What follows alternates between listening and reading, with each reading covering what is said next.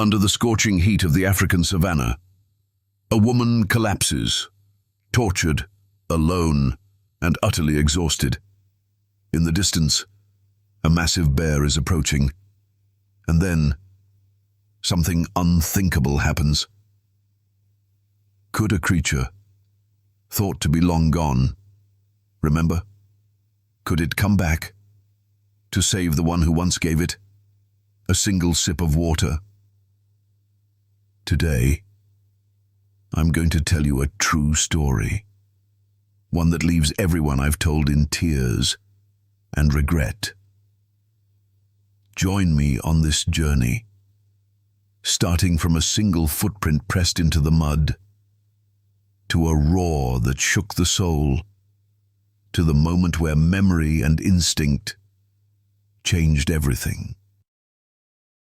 At the southern edge of Serengeti National Park, where the golden dry grass stretches endlessly and the sunset drapes the land in a fiery red veil, there was a ranger named Julia Spencer. She wasn't the loudest in the team, nor the best with a rifle, but everyone knew Julia carried something far greater than skill, a quiet courage in the face of nature itself. In 5 years of service, she had carried an injured antelope nearly 2 miles on foot through a sandstorm. She had sat beside a dying leopard, its leg caught in a wire trap, keeping vigil through the night without closing her eyes.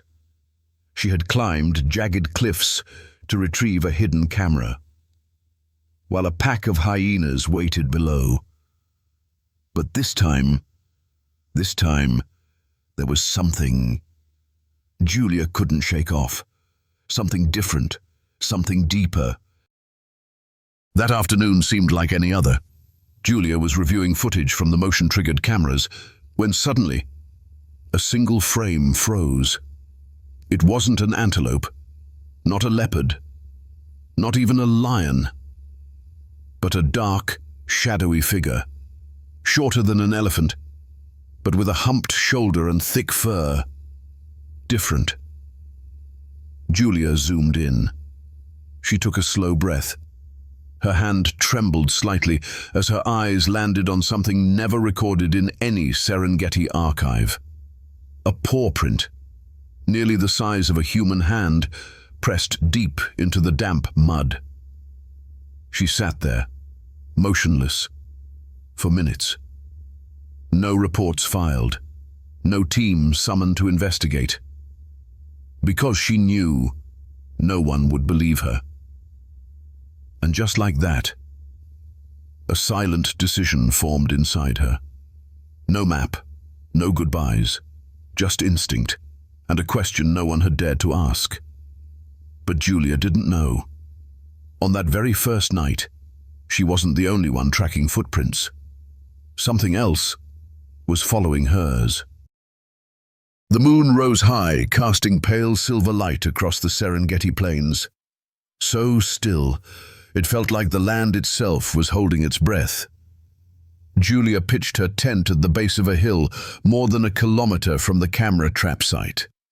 No lights, only the faint glow of her digital notepad, and the flickering flame of a makeshift stove. The night wind was dry, crisp and cold.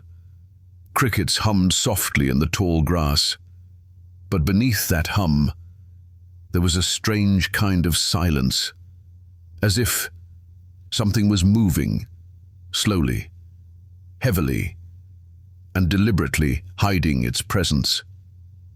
Julia leaned in, listened, hard, and then, thud. A sound, soft, but clear. From the far end of the clearing, too heavy to be a lion, too quiet to be an elephant. No, it was something else.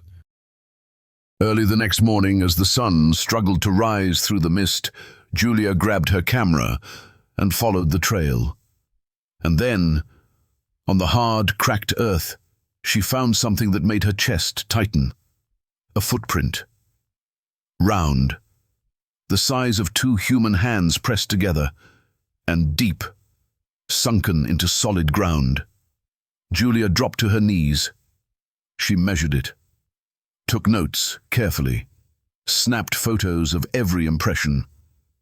The tracks formed a wide arc around the clearing. Not the path of a predator, more like something watching, cautious, observing. Back at camp, Julia pulled out every file she had collected over the years. And then, in an old document buried in a 1996 report, she stumbled across a faded note.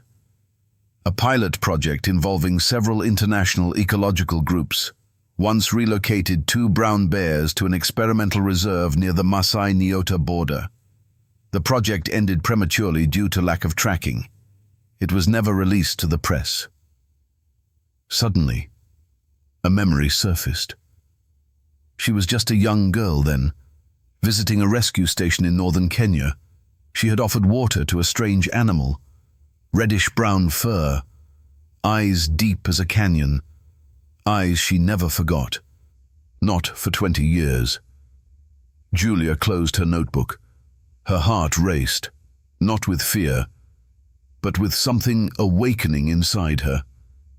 She was no longer alone in this search. But was it really a bear, or was it something else? Something that had evolved in the shadows, beyond anything humans were meant to understand. On the 3rd morning, the fog still clung to the earth. Julia stepped out of her tent into a world cloaked in grey, like a veil of ash drawn over the sky. She followed the same old trail, the one where she'd found those strange footprints the day before. The air was eerily still. No birdsong, no rustling, as if the forest itself was holding its breath. She paused near a thick clump of grass, a faint metallic stench drifting on the breeze. Julia parted the grass, and her heart clenched. A wire snare, large, well hidden, not meant for antelope, not for leopards, but for something bigger, stronger, freshly set. A chill ran through her gut. She reached for her specialized phone, snapped a photo of the trap. Her fingers hovered over the send button. Thwack! A hard kick from behind sent her phone flying. She spun around, and there they were. 3 men stepped out from the underbrush, sunburned faces, rifles in hand, poachers. "Wandering a bit far from base, aren't you, little ranger?" One of them laughed, low and mean. Julia stepped back, instinctively reaching for the camera in her pocket. But before she could grab it, another man lunged forward and yanked it from her grip. She fought back, but was slammed to the ground. Her cheek dragged across sharp rock, a burning gash sliced open. "Nice camera," one of them sneered.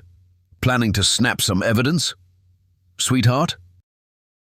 Julia was tied to the base of a tree, wrists bound tight. She panted, chest heaving, her head spun, but her mind was sharp, crystal clear.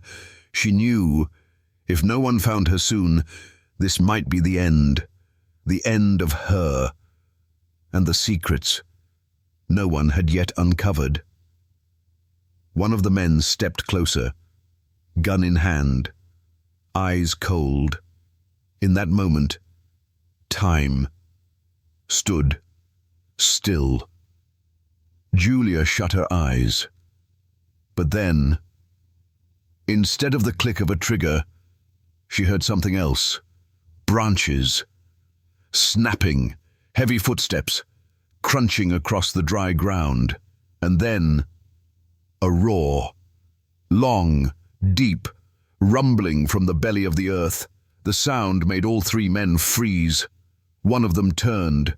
His eyes went wide, mouth open, but no sound came out. And Julia, still tied, blood dripping from the gash on her shoulder, she opened her eyes, because she knew that sound, knew it in her bones. The roar of something no one believed was real. Something they said didn't exist was coming for her. No one knew where it came from, only that. The forest had gone dead silent, not a whisper, not a breath. And then, from the edge of the woods, a massive shadow emerged. The bear. No longer a blur caught in a distant camera frame. No longer rumor. No longer blind belief. It was there. Real. Undeniable. The three poachers froze. One of them cursed, his gun slipping from his hand. Another stumbled backward, tripping on a stone, crashing into the brush. But the bear didn't roar. It just walked, step by step. Heavy, certain, unstoppable. Julia still lay bound, blood streaming down her shoulder in a dark red trail. Her eyes opened and locked with a gaze she knew. Not the eyes of a beast, but of a memory. A living memory, staring back at her. "Is it really you?" she whispered. The bear tilted its head, then stopped, just a few steps away. It didn't touch the ropes, didn't growl, didn't threaten.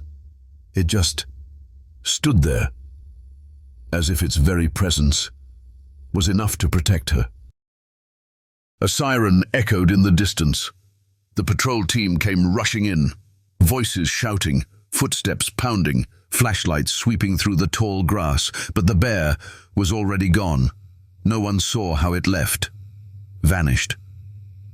All they found was Julia, still alive, and deep claw marks, carved into the earth.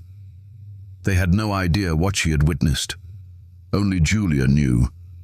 But the question still lingered. Would they ever meet again? Or was it just a memory? A sacred moment she would carry forever. Dear friend, what did you think of this story? And more importantly, what do you hope to see in the next chapter? Because trust me, it's going to be wild and absolutely unforgettable.